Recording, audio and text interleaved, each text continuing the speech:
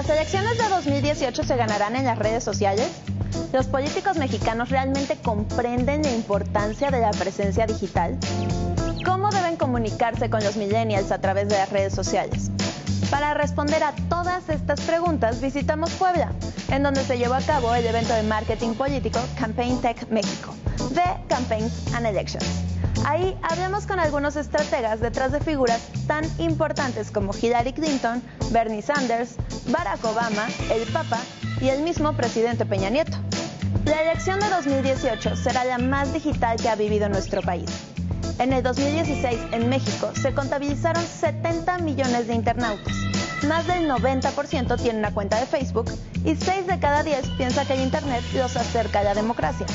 Pero, ¿los políticos están conscientes de ello? Soy Fernando Mejorado, soy estratega de campañas electorales y de comunicación gubernamental. Me parece que los políticos en México están aún apenas en camino de entender estos modelos de operación política y les explicas prácticamente la importancia que 6 o 7 de cada usuario de Internet usan redes sociales. Soy Sergio José Gutiérrez, soy estratega digital en comunicación política. Hay un mito donde la gente cree que el Internet gana elecciones. El Internet no vota. El Internet son todos estos dispositivos que tienen un disco duro interconectados entre sí con un navegador mediando la comunicación. Eso es el Internet y son máquinas y no votan. Soy Gustavo Entrala, me dedico a la estrategia de comunicación digital fundamentalmente desde hace 25 años. He trabajado con marcas de consumo a nivel global y un cliente muy particular que es el Vaticano. Yo creo que un personaje político lo importante es que escuche las redes sociales.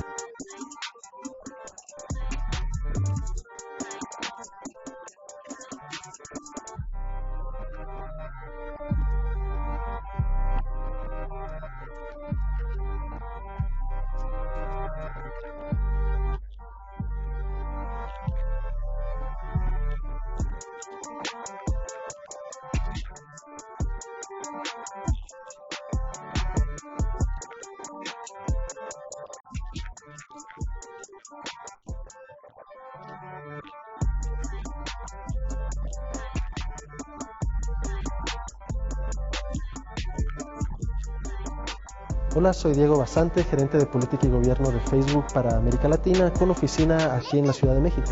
Nosotros medimos cuánta gente estaba hablando de política en los diferentes estados y detectamos que en los 90 días inmediatamente anteriores al 4 de junio, en el estado de Coahuila, por ejemplo, hubo 2 millones de interacciones solamente relacionadas con la elección. En Nayarit, igual, 2 millones de interacciones en esos 90 días previos a la elección. Y en el Estado de México, como era de esperarse, el número fue más alto. Fueron 9 millones de interacciones solamente relacionadas con la elección en el Estado de México. Con todo esto, los expertos saben que lo más importante es transmitir un mensaje auténtico, algo que a veces logran más los youtubers que los políticos.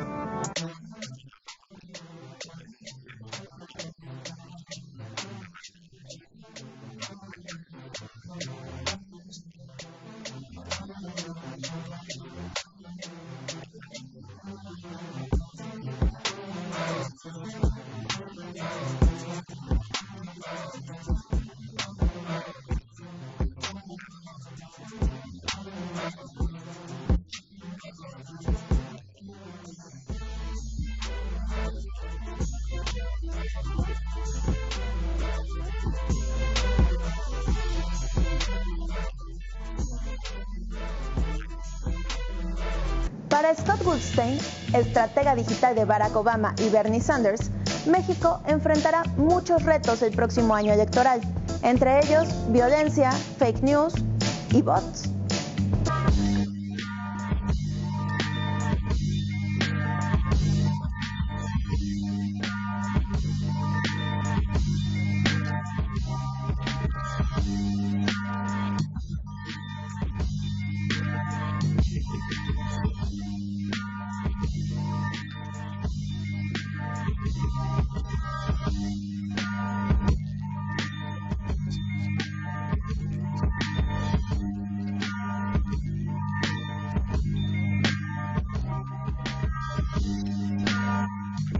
Hola, soy Luis Rodolfo Oropesa, estratega político, socio director de Día de Consultores. Hay que vivir con ello.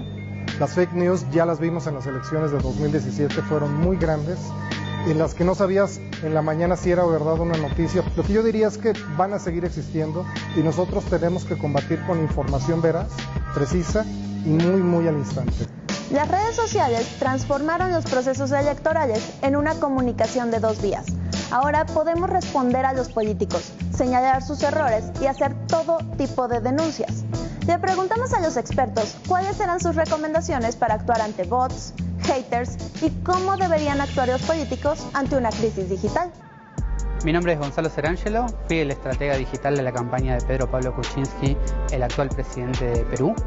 He tenido experiencia en lo que es política digital en diversos países de Latinoamérica.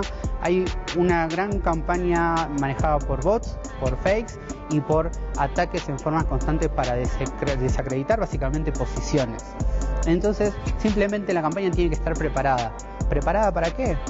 Para defender.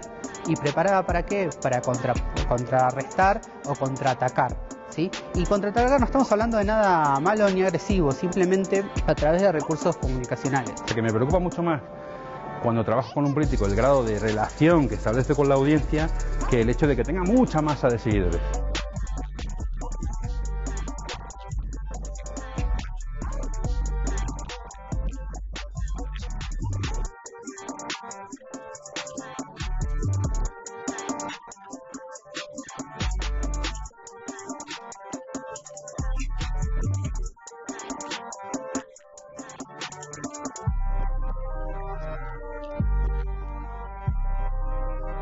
Primero es calma, lo segundo es confianza en la estrategia y lo último que se prepare porque tenemos que estar dando respuestas constantes.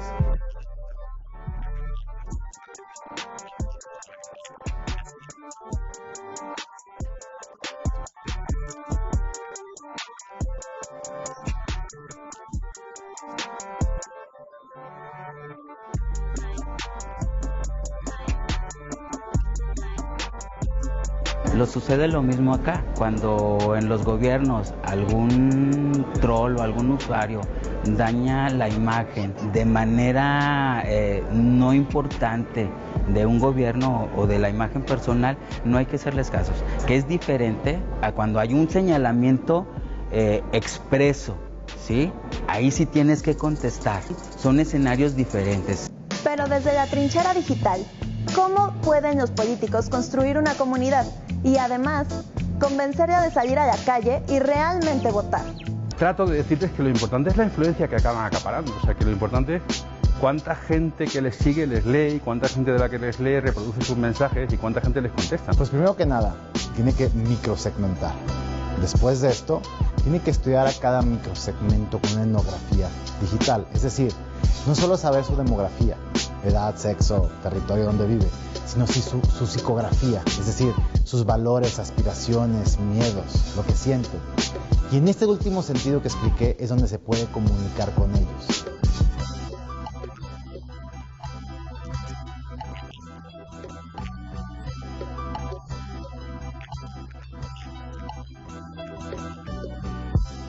Las redes sociales son sus contenidos.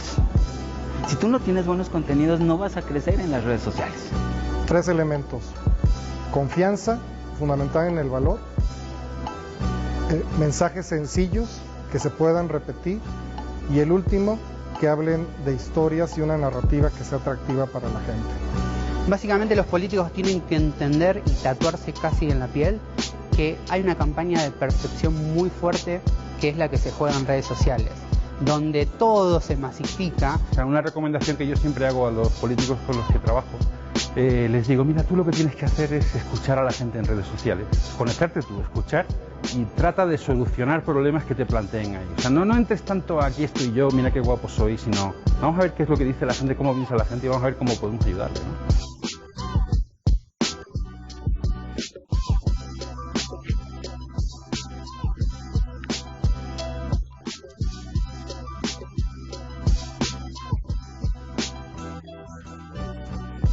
Nos parece que van a ser las primeras elecciones digitales que va a tener México por la dimensión de la elección, por la cantidad de personas activas que tiene Facebook ahora en México. El voto voto millennial es el mayor reto de los aspirantes a ganar la elección presidencial del 2018.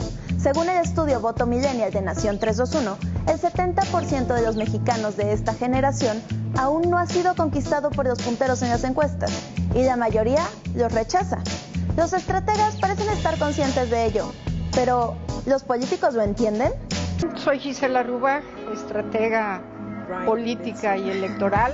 El año que entra van a tener que romperse la cabeza de cómo conquistar y seducir a los chavos. Para el caso de México, yo creo que un candidato que jala jóvenes es Andrés Manuel, pero yo te diría que el encanto que él tiene es esta parte del abuelito.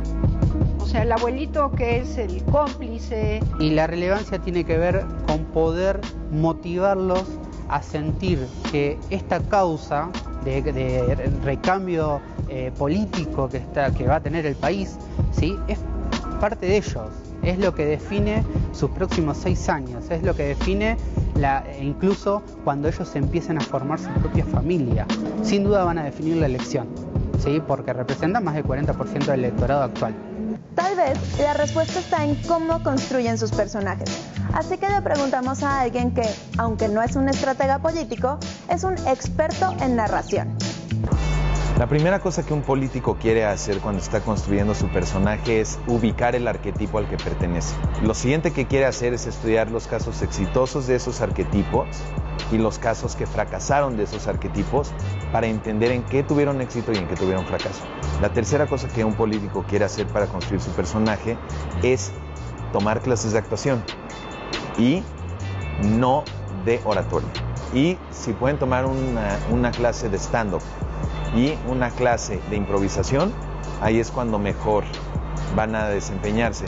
Lo siguiente que un político quiere hacer es conocer a su electorado y volverse bueno en contar historias, con lenguaje sencillo. Vamos a un corte. Al volver, hablaremos de los pendientes del Congreso.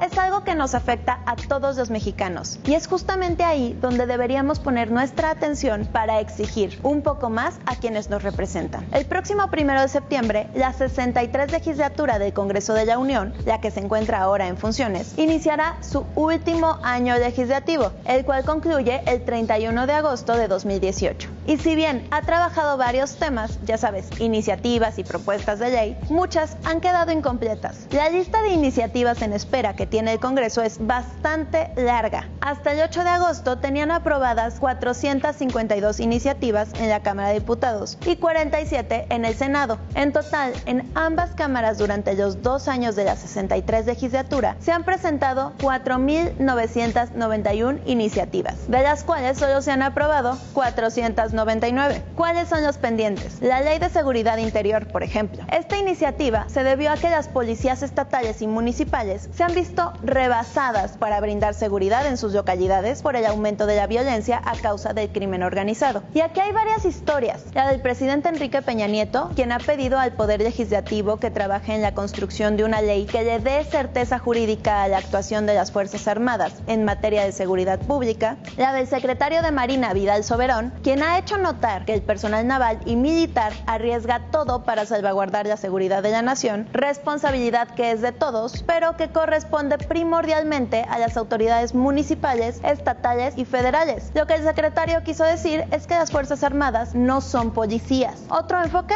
Desde hace 8 meses, los legisladores han intentado redactar un documento que regule a las Fuerzas Armadas, pero no se ha logrado llegar a un acuerdo. Además, no se puede hablar de la Ley de Seguridad Interior sin mencionar otro de los grandes pendientes de esta legislatura, el mando policial mixto. En el tintero también quedó el nombramiento del fiscal anticorrupción, una de las piezas clave para que quede totalmente integrado el Sistema Nacional Anticorrupción. Esta tarea estaba a cargo de los senadores, quienes no se pusieron de acuerdo para designar al funcionario encargado de revisar los expedientes de casos de corrupción como el del exgobernador de Veracruz, Javier Duarte, actualmente preso e investigado por delincuencia organizada y lavado de dinero. Sin el fiscal, los temas de malversación de fondos, delitos de peculado o tráfico de influencias se tendrán que resolver con la legislación anterior. Otro pendiente del Congreso es la segunda vuelta electoral. ¿De qué se trata esta propuesta? Fácil. Si en la elección presidencial ningún candidato obtiene el 50% más 1 de los votos, entonces se realizaría una segunda elección. Esta se haría solo entre los dos aspirantes que hayan obtenido el mayor número de votos. Otra propuesta que en verdad nos ahorraría muchísimo dinero, millones de hecho, a todos los ciudadanos, es la reducción en el número de legisladores. O sea, menos diputados y menos senadores plurinominales para tener un Congreso más compacto y austero. A pesar de que los grupos parlamentarios del PRI, PAN, PRD y Movimiento Ciudadano enviaron varias iniciativas para reducirlos, todas están en la congeladora.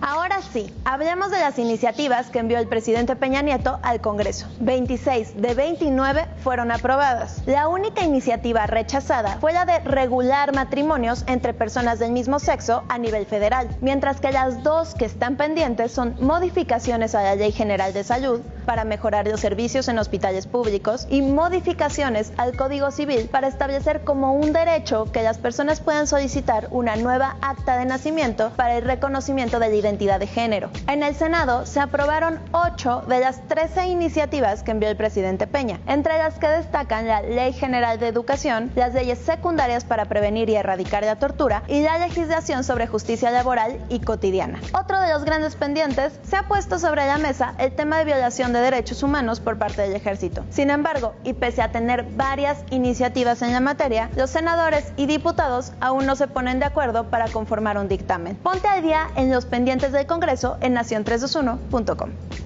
Este fin de semana se realiza en México la segunda ronda de negociaciones del Tratado de Libre Comercio de América del Norte con Estados Unidos y Canadá. Por la importancia del asunto, muchos actores políticos han dado su postura y opinión. Uno de ellos es Andrés Manuel López Obrador, líder de Morena. Pero, ¿imaginas a AMLO renegociando por México el TLCAN? Él ha pedido esperar a que gane las elecciones de 2018, si es que gana obviamente, para renegociar. ¿Cómo abordaría AMLO la negociación con una administración que ha sido hostil hacia México? Según dijo en entrevista con Bloomberg, lo haría con firmeza y sin faltar el respeto a Donald Trump. Además, señaló que el país debe negociar con soberanía, porque México no es ninguna colonia de ningún gobierno extranjero. Una de las amenazas del gobierno de Donald Trump es elevar los aranceles de los productos mexicanos que importa a Estados Unidos. Ante ello, López Obrador dijo a El Financiero que debemos cuidar áreas que son estratégicas para la economía nacional. Eso sí, también señaló que México no debe optar por una apertura comercial indiscriminada y sin límite. Trump ha amenazado con salirse, pero ¿AMLO ha pensado en que México abandone el TLCAN? Encuentra la respuesta en nacion321.com. Esto se acabó. Nos vemos aquí la próxima semana o cuando tú quieras en Nacion 321 en Twitter, Facebook y YouTube.